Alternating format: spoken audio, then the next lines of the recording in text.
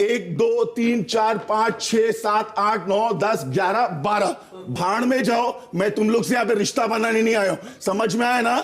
समझ में आया? मेरे को चाटने की जरूरत नहीं है।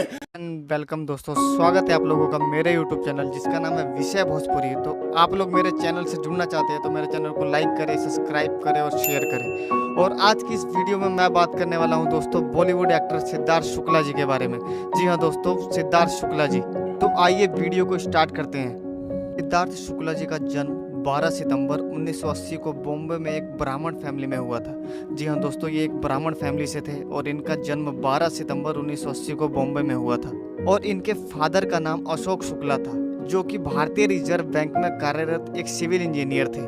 जी हाँ दोस्तों, इनके पिताजी एक सिविल इंजीनियर थे।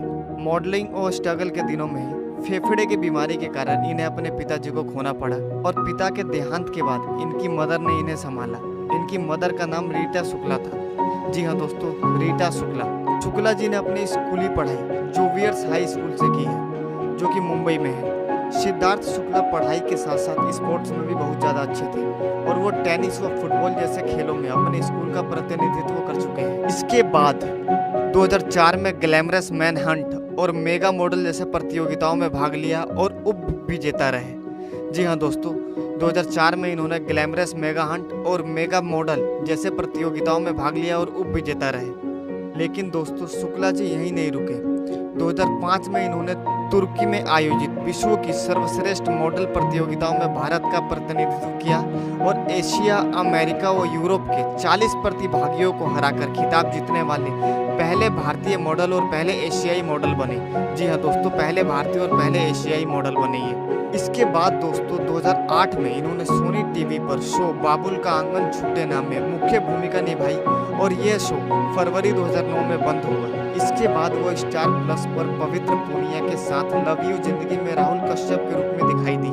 इसके बाद 2012 में इन्होंने कलर्स टीवी के शो बालिका वधू में भी काम किया और इस टीवी शो ने इन्हें बहुत ज़्यादा लोकप्रियता दिलाई। कुछ समय के बाद 2013 में शुक्ला जी ने सेलिब्रिटी डांस रियलिटी शो झलक दिखलाजा में भाग लिया और कुछ समय के बाद ये बाहर हो गए। इसके बाद शुक्ला जी ने 2014 में romantic comedy movie Humpty Sharma की दुल्हनिया में अपने बॉलीवुड करियर की शुरुआत की और इनके इस कैरेक्टर को बहुत ज़्यादा सराहा गया। और इसके बाद शुक्ला जी ने रियलिटी शो फियर फैक्टर खतरों के खिलाड़ी सीजन 7 में भाग लिया और इसके विनर भी बने। इसके बाद दोस्तों 2019 में इन्होंने रियलिटी शो बिग बॉस 13 में भाग लिया और विजेता भी बने।